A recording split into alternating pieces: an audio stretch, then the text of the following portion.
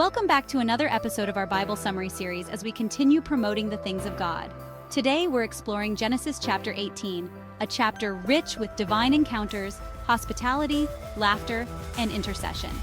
This chapter covers two major events: God's reaffirmation of his promise to give Abraham and Sarah a son, and Abraham's bold intercession for the cities of Sodom and Gomorrah. Let's dive in. The chapter opens with Abraham resting by his tent near the great trees of Mamre. Suddenly, he looks up and sees three visitors standing nearby. Without hesitation, Abraham rushes to greet them and bows low to the ground. Even though the text identifies one of these visitors as the Lord, Abraham sees them as ordinary travelers and offers them hospitality. As they eat, one of the visitors asks Abraham, "Where is your wife Sarah?" When Abraham replies that she is in the tent, the Lord makes a stunning announcement: "I will surely return to you about this time next year, and Sarah your wife will have a son." Sarah, overhearing this, laughs to herself. After all, she is well past the age of childbearing, and Abraham is old too. Her laughter isn't one of joy but of disbelief. She thinks, "After I am worn out and my Lord is old, will I now have this pleasure?"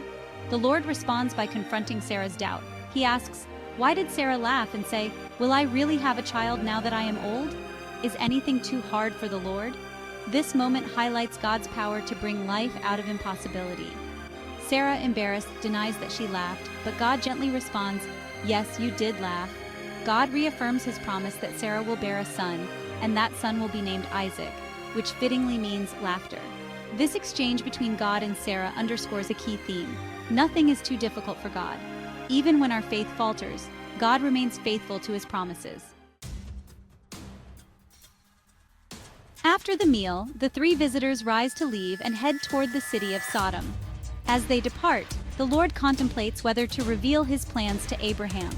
God decides to share with Abraham his intention to investigate the outcry against Sodom and Gomorrah, whose wickedness has reached a breaking point.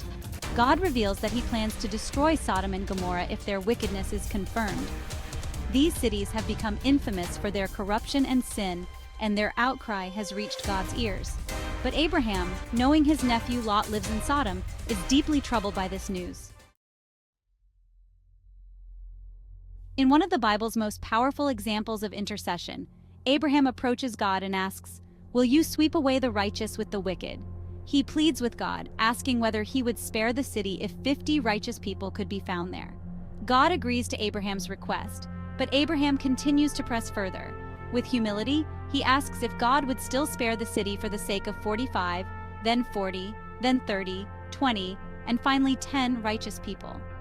Each time, God responds with mercy, agreeing to spare the city if even 10 righteous individuals are found. Abraham's intercession demonstrates both his compassion and his understanding of God's justice and mercy.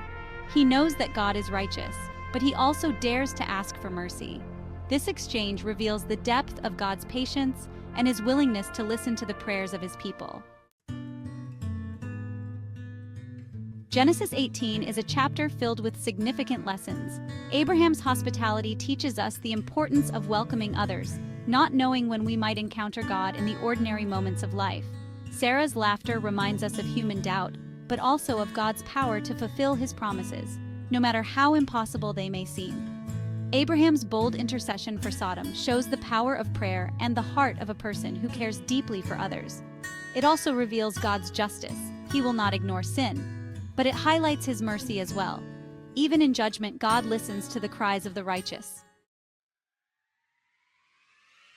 Genesis 18 gives us a glimpse of God's heart, his faithfulness to his promises, his compassion in the face of doubt, and his willingness to listen when we cry out for others. Abraham's story shows us that God invites us into a relationship where we can speak boldly but with humility, trusting in his perfect justice and mercy. Thank you for joining us as we explored Genesis chapter 18. If you found this video insightful, don't forget to like, share, and subscribe for the continuity of this series. Until next time, may you walk faithfully with God and trust in his promises.